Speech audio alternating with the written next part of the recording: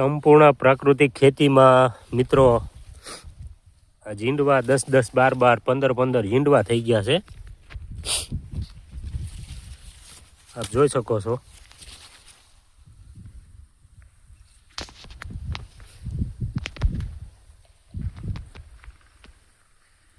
અને આ કપામાં હજી આપણે અડધા કપામાં એક પણ છંટકાવ નથી કરી શક્યા, છતાં એનું રિઝલ્ટ જોવો,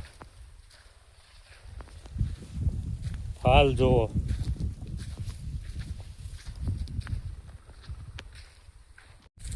બે વાર જીવામૃત અને ગ્રીન કમાન્ડોના બેક્ટેરિયા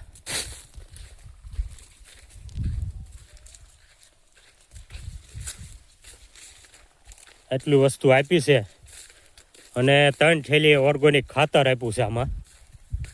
પણ મિત્રો એટલું બધું અદ્ભુત રિઝલ્ટ મળ્યું છે કે આમ ખેતી કરવામાં મજા આવે. આપણે મરચી કરી છે એમાં થોડોક કુકડ છે, એમાં કુકડમાં 2 થી 3 વાર છંટકાવ કર્યા છે, થોડોક સુધારો આવ્યો છે. બાકી આમાં હજી આપણે અડધા કપ્પામાં છંટકાવ કર્યો નથી, પણ બહુ જોરદાર રિઝલ્ટ મળ્યું છે.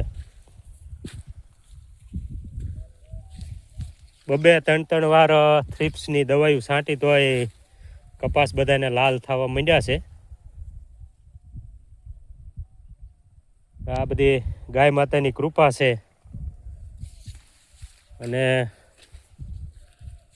આપણે એવું નક્કી કર્યું છે કે આપણે બને ત્યાં સુધી પાપનો રસ્તો નથી અપનાવવો, જે હજારોની સંખ્યામાં જીવાતને નથી મારવી, માત્ર એને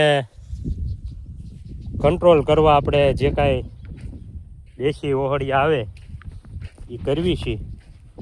10-10, 15-15 ઝીંડવા થઈ ગયા છે. અને હવે આપણે જીવામૃત ભરપૂર આમાં આપવાનું છે, કેમ કે આપણી પાસે 20,000 લીટર ઉપરનો ટાંકો છે. છાણ, ગૌમૂત્ર, છાશ એમાં કાંઈ બાકી નથી રહેવા દેવાનું.